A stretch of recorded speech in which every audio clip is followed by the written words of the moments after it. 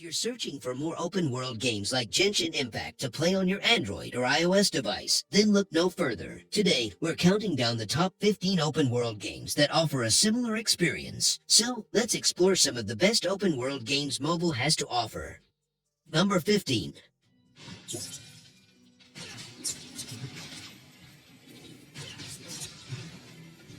Tower of Fantasy is focused on fast-paced combat and multiplayer with a more sci-fi aesthetic. The open world is huge, which is great, but it also feels empty. The combat is a blast. It's fast, flashy, and combo-heavy, which is exactly my kind of thing. What kept me coming back was the weapon system. Seriously, collecting and upgrading weapons is addictive. Each one has different abilities, and figuring out the best combos is where I found the most fun. Overall, Tower of Fantasy is a decent time killer if you like anime games and don't mind gacha.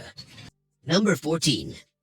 Infinity Nikki is interesting mix of dress-up game and open-world adventure, which sounds kind of weird, but it actually works really well. What's cool is that it's not just about making your character look pretty, what you wear actually affects your abilities in the game. If you're looking for something a bit different, with a gorgeous world to explore and a fun, strategic twist on dress-up, I definitely recommend giving it a go.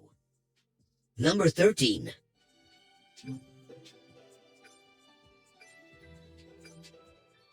The Legend of Neverland is an anime-style mobile MMORPG. This game is visually great, with gorgeous scenery and character designs. Combat can get a bit repetitive, but the autoplay feature is handy if you prefer a more relaxed experience. Besides fighting, there are tons of other activities to enjoy, like fishing, cooking, and mining. It's not super pay-to-win, so you can have fun without spending money, but there are in-app purchases available.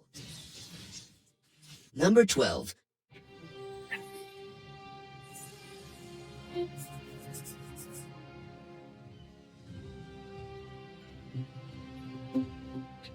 I keep coming back to Ark Ultimate Mobile, even though it drives me crazy sometimes. The open world is just so cool. I love running around this prehistoric island, finding new dinos, and building my little base. But the controls, seriously, they're the worst. Trying to aim and attack on a touchscreen is a nightmare. Even with all that, I can't stop playing. Something about the survival loop is just addictive. If you're into survival games and dinosaurs, definitely give it a try.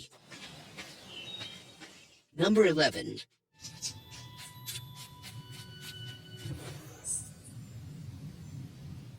Sky Children of the Light is such a vibe. It's not like anything else I've played. The whole atmosphere is just so chill and beautiful. Flying around these gorgeous landscapes, collecting light, and meeting other players, it's incredibly relaxing. It's perfect for when you just want to unwind and escape into a beautiful world. Just don't expect a super intense, action-packed experience. It's more about the journey than the destination. Number 10. If you're into crafting, farming, and life sims, then my time at Portia is for you. You're basically rebuilding your dad's workshop in this cute little town, crafting stuff, farming, fishing, and befriending the locals. It gives Stardew Valley vibes to me. The crafting system, while satisfying when you finally build something cool, can be a bit of a grind. You spend a lot of time gathering resources. It's a fun and charming game, but just don't expect a masterpiece. Number 9. Dawnlands offers a charming blend of open-world exploration and creative building mechanics. The game's vibrant world invites you to gather resources, craft tools and structures, and uncover its secrets. If you're looking for a chill game where you can build stuff and hang out with your friends in a colorful world, Dawnlands is definitely worth checking out. Number 8.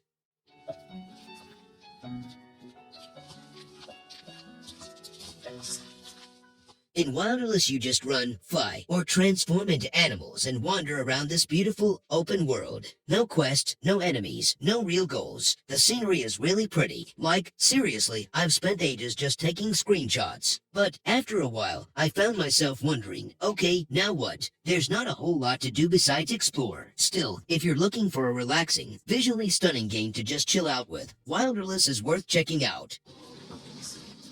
Number 7.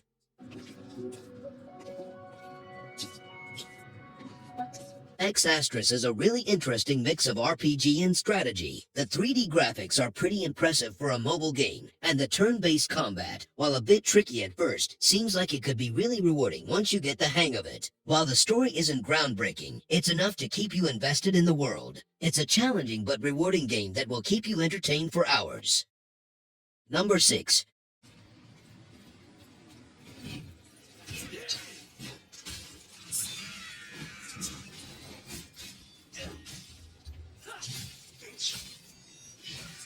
I got a chance to peek at this upcoming Game of Thrones King's Road, and let me tell you, I'm very optimistic about it. Visually, I'm blown away. The graphics are genuinely impressive. The world they've created is huge, and the prospect of exploring Westeros on this scale is incredibly exciting. As a big fan of the show, I immediately felt at home with the story and characters. However, I did notice some performance issues. The game definitely needs optimization work. If they can polish the performance and deliver on the multiplayer potential, this could be a real standout mobile title. I'm definitely excited to see the final product. Number 5.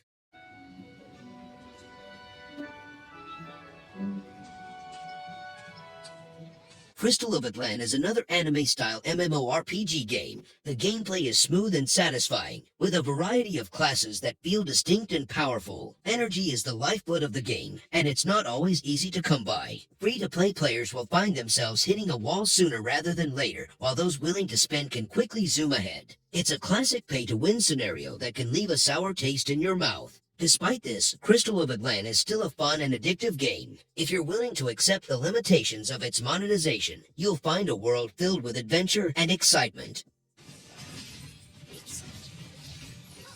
Number 4.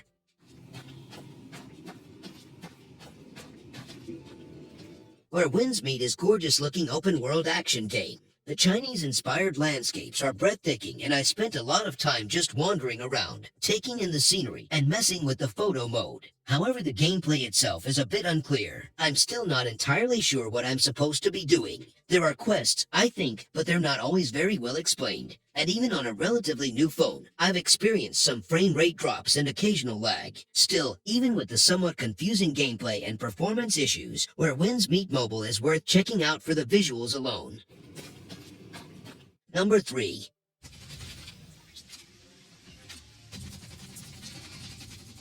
Earth Revival is your typical open-world survival game. Gather resources, craft stuff, fight monsters, build a base. Exploring the ruined world and fighting mutated creatures is definitely engaging. The graphics are pretty decent too, especially for a mobile game. Honestly, Earth Revival doesn't really do anything particularly new or interesting. It feels like a lot of other games I've played, just with slightly better graphics. Still, if you're a fan of open-world survival games and you're looking for something visually impressive on mobile, Earth Revival might be worth a look. Number 2.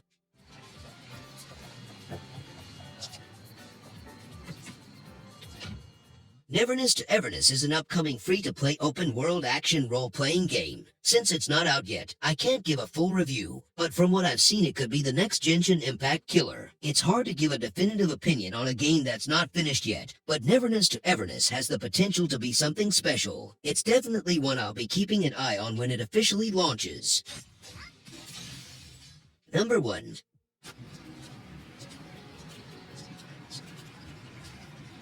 Wuthering Waves has definitely got that open-world action RPG vibe that I love, and it's clear they're aiming high. Visually, it's a real treat. The character designs are slick, the world is vibrant and begging to be explored, and the combat is flashy and dynamic. And yeah, it's got a gacha system, but honestly, that's pretty standard these days, and it doesn't feel overly intrusive. All in all, Wuthering Waves is definitely worth checking out. If you're into open-world action RPGs,